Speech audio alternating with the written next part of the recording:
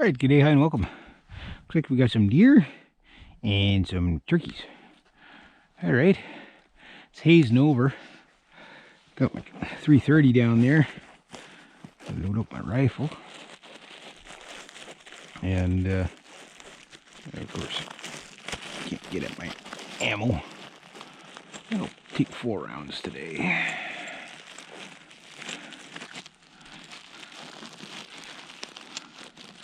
Do it one at a time.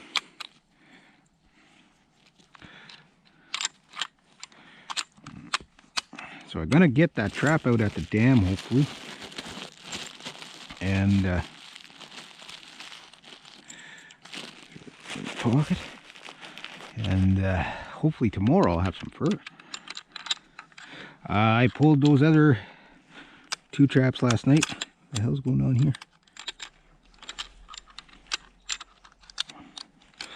Not the easiest rifle to top load, but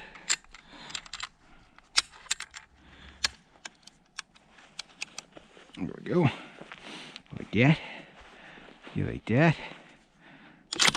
Like that. Put that on safe. Get on my shoulder. Grab my trap. Okay, so here's what I got going on. Oh, knife of the day, once again, is my Sog Creed. I don't use that one very much. I want to keep it in good shape, but got to take them out for a walk once in a while. They all my different knives. Okay, so trapping furs prices are not the best, and my camera just went wonky on me again.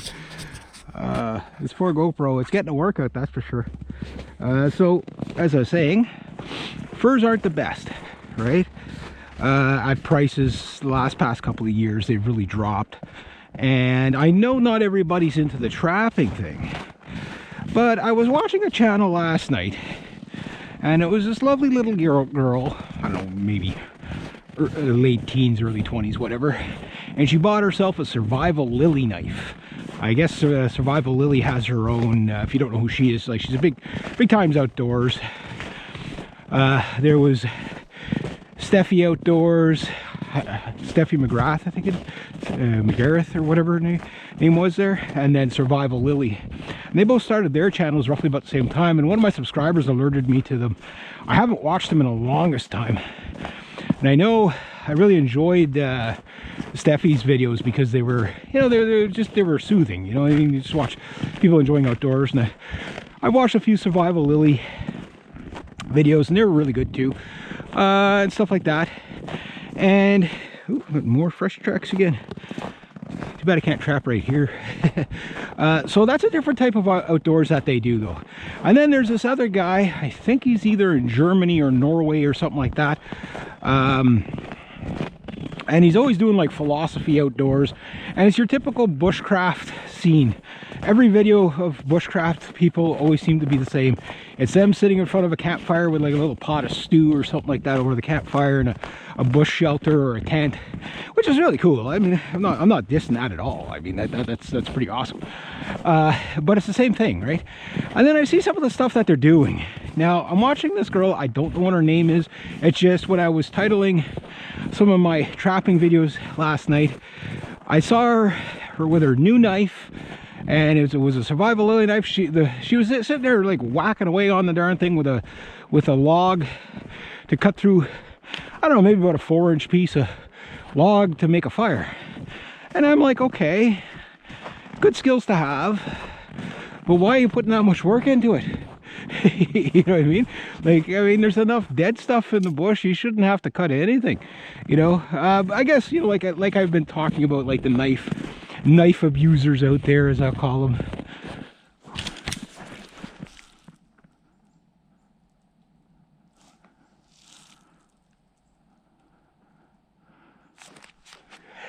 You're lucky you're a rock. I thought you were about to hear a bang. I was like, what's that looking at me? It was a rock. Looked like a coyote or a wolf from this angle. I gotta get a later rifle. That's too slow to shoulder that. Mind you, I got a trap in my hand. But anyway, so what the hell went on over here? Something big ruckus there. Must have been turkeys. Right, you can see where the coyotes were walking. So anyway, I'm watching her like really go to town on this log, or splitting wood and doing all these shavings. Like, it was really cool, but there was two problems I seen, and I guess this is like you know, newbie stuff or whatever. Is number one, she was using relatively green wood, like, you know, like it was probably recently downed trees, but I mean, like, when I want to burn something, it's gonna be like this color, you know what I mean? This stuff burns awesome. You just break it all off in little bits. You don't have to do any shaving and stuff like that.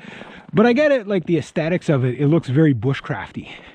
But I'm like, it wouldn't be efficient if you had to, and again, it's kind of one of those questions of when would you ever be stuck in the bush so long that you would have to learn how to do this as efficiently as possible. You know, it's probably never going to happen. Even in a full-out economic collapse, it wouldn't happen. You know, I mean, people in Venezuela still go home at night after their protests, you know what I mean?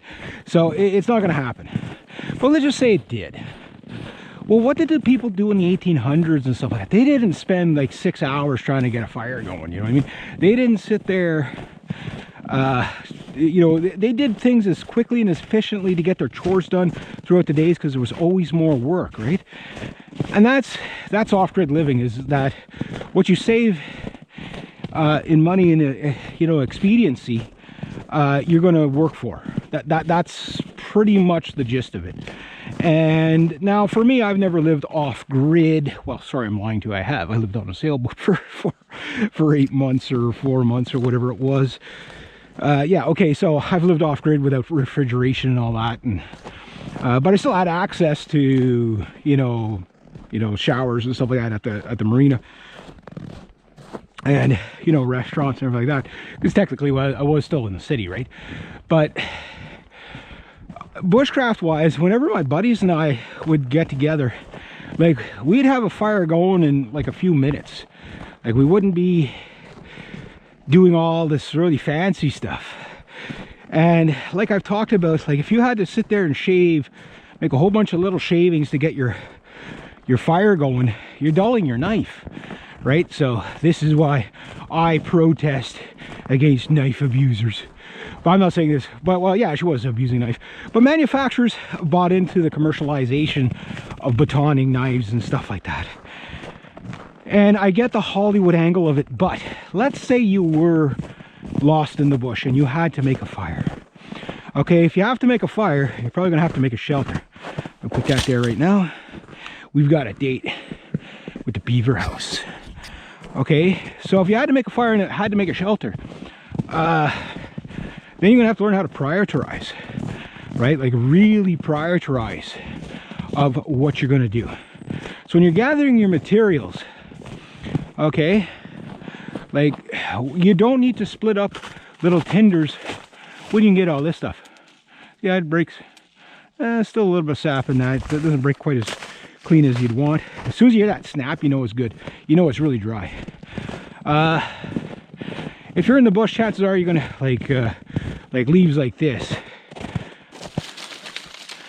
It's still a bit wet, but not bad. That you can put that as your base so it catches, you know. Birch bark will pretty much light when it's soaking wet. Just collect lots of it, right? And you build your fire, but you do it quickly. That's what you're looking for. That kind of snap, that's burnable. So then I started thinking, okay, well, why don't people know this? Like maybe they know this, maybe they don't. And I mean, it's something you would discover if you were out there doing this bushcraft stuff. But I see the guys doing it, I see the girls doing it. What it is it's the monkey see, monkey do effect of YouTube, right? I do it, you do it. We see somebody do something, then you go give it a try. And it'll work. And then you think that's a good way to do it. But did you spend more than 20 minutes trying to light a fire? You know what I mean? So it got me thinking then, okay, if the fur prices aren't going to be that great and I'm going to be back here all the time, not that I need to give myself more work to do, but I think that maybe another bushcraft channel might be in order here. I know, another one, like we need another one. But just to give my perspective on it, not that I'm saying I'm better than anybody else or whatever, but I've had enough people tell me, you know, older people, stuff like that. I'm talking old timers, you know, people that used to live like that, you know. I mean, if you went back into the 1950s, most people didn't have hydro in the rural areas anyway. Maybe in the city, but not in the rural areas. My dad, you know, he grew up without hydro until, I don't think they had hydro until like 1974. I was like a year old. You know what I mean? And it's like, yeah, they didn't have hydro. They just didn't have it. They didn't need it, right? They had 7 kids. They had all the hydro they needed right there, right? You need to get something done, yeah, turn on the number 2 son, and he'll go and cut the wood. Turn on the number 3 daughter, and she'll go and, you know, peel the potatoes or whatever. You know what I mean? So they knew all this stuff, and they learned stuff from the older generation, etc., etc. Passed it down. But they also, like my grandfather used to have a saying, shit or get off the pot. So what does that mean? I mean, get it done. You know, like don't mess around doing that all day. You're wasting time. Like, you know, get it done. So you want fast and efficient, right? So then you get the other extreme, like your Bear Grylls, Man versus Wild, Ray Mears type guys who are always trying to, I get what they're trying to do. You know, they're trying to make everything really glamorous and dangerous and exciting. In other words, they're Hollywooding it. You know what I mean? It's like nobody's going to watch it if it's just boring or whatever. But I'm like, but that's like, for example, like if I had to cross the stream, I'd use this. Ray Mears or whatever, they'd set up a Tarzan rope and go across.